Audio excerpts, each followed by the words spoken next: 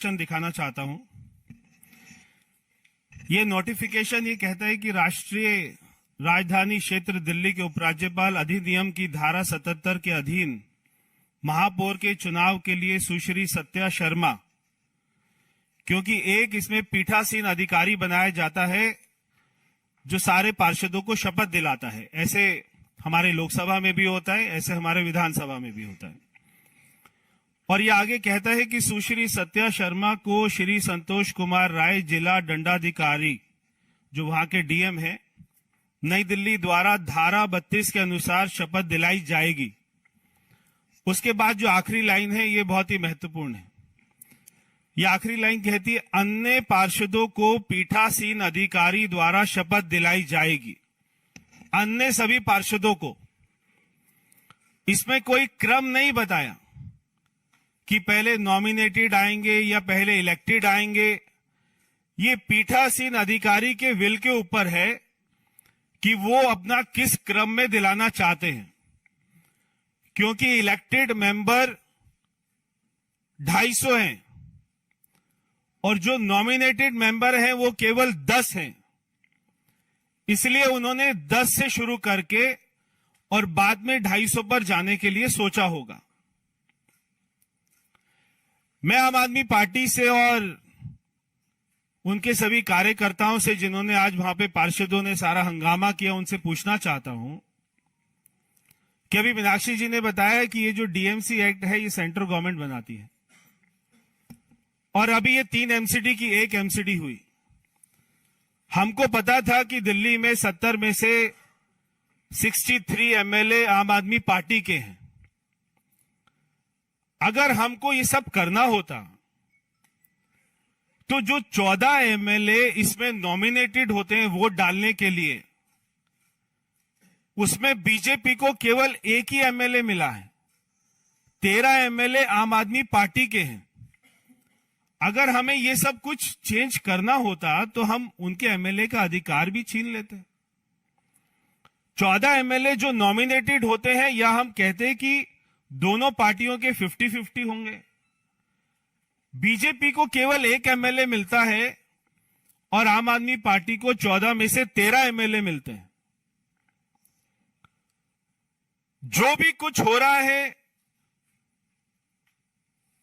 हम भारत की राजधानी में रहते हैं, कानून व्यवस्था है, यहां पर कानून का राज चलता है, जंगल राज नहीं चलता, ताहिर हुसैन का राज नहीं चलता।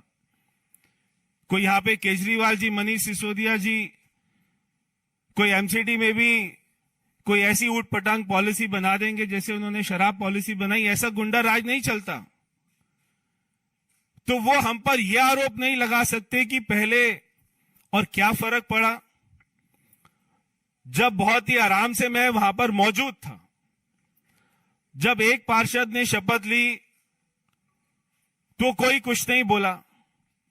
जैसे ही दूसरे मनोनीत पार्षद ने शपथ ली, आम आदमी पार्टी का वो कार्यकर्ता जिसको संजय सिंह ने प्रेस कॉन्फ्रेंस में मीडिया में दिखाया कि उसके हाथ में चोट लगी है, सबसे पहले वो व्यक्ति खड़ा होकर माइक तोड़ने के लिए, जहां पर शपथ ले रहे थे, माइक तोड़ने के लिए पहुंच गया। उस माइक को तोड़ने लगा, हमारे पार्षद को मारने लगा। जब वो माइक तोड़ रहा था तब उसका हाथ कट गया माइक तोड़ते हुए, तब उसको खून निकला माइक तोड़ते हुए। ये सारा वीडियो में आपको दिखाई देगा। और बाहर निकलकर वो कह रहे हैं कि हमें मार रहे हैं। हमारे बीच में हमारी पार्टी की 2 निगम पार्षद इस समय बैठी हैं, महिला निगम पार्षद। एक है श्रीमती अनीता जी, एक है श्रीमती इंद्र कौर जी। ये दोनों महिला निगम पार्षद, ये जब इन दोनों को वहां पे आम आदमी पार्टी के पुरुष निगम पार्षदों ने घेर लिया और इंदर कौर जी के ऊपर में 5-5 पुरुष निगम पार्षद आम आदमी पार्टी के उनके साथ धक्का मुक्की करने लग गए, उनके बाल खींचने लग गए और उनके हाथ में क्या कोई ऐसी धारदार चीज थी जिससे उन्होंने इनके हाथ पर मारा। इनके हाथ पर कट लगा, काफी खून निकला। इनको बचाने के लिए जब श्रीमती अनीता जी वहां पर पहुंची तो इनका भी हाथ कटा। वो वीडियो में दिखाई देगा कि पुरुष निगम पार्षद आम आदमी पार्टी के लिए बीजेपी की महिला निगम पार्षदों को, और इनका यह कहना है कि उसमें पार्षद शराब पिए हुए भी थे।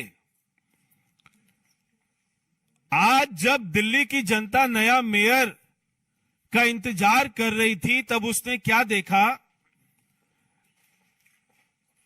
कि जिस पार्टी को बहुमत मिली वो आज वहां पर गुंडागर्दी कर रही है। अगर वो थोड़ी बहुत सीटें ज्यादा ले गए, इसका मतलब है कि वो वहां पर गुंडागर्दी करेंगे। जैसा मीनाक्षी जी ने कहा, मनोनीत और जो इलेक्टेड मेंबर होते हैं इनमें कोई फर्क नहीं होता है। हम देखते हैं राज्यसभा में भी हमारे सारे नॉमिनेटेड मेंबर होते हैं, उसको अपर हाउस कहा जाता है। लोकसभा में जहां पे सारे इलेक्टेड होते हैं उसको लोअर हाउस कहा जाता है।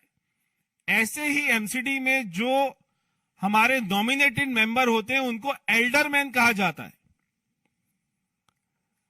तो आप उनको एल्डरमैन कह रहे हैं, मगर आप कह रहे हैं उनको वोटिंग का कोई राइट नहीं है। ऐसा हो सकता है क्या? ऐसा कहीं संविधान में नहीं लिखा, ऐसा कहीं संविधान में नहीं लिखा कि मनोनीत जो हमारा मेंबर होगा वो पहले शपथ नहीं ले सकता। ऐसा कहीं संविधान में डीएमसी एक्ट में नहीं लिखा। तो अगर उन्होंने पहले शपथ ली और उसके बाद में इलेक्टेड मेंबर शपथ लेते तो क्या फर्क पड़ता? और उसके बाद में मेयर का इलेक्शन होता, जिसको ज्यादा वोट मिलती वो जीत जाता, सबके सामने आ जाता।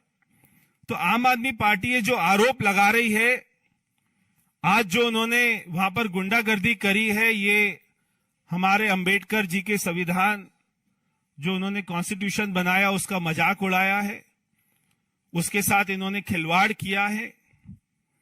और हम चाहते हैं कि जल्दी से जल्दी दिल्ली के सारे निगम पार्षदों को वहां पर शपथ दिलाई जाए, मेयर दिल्ली को जल्दी मिले, ताकि दिल्ली में काम होना, विकास होना जल्दी से शुरू हो सके। बहुत बहुत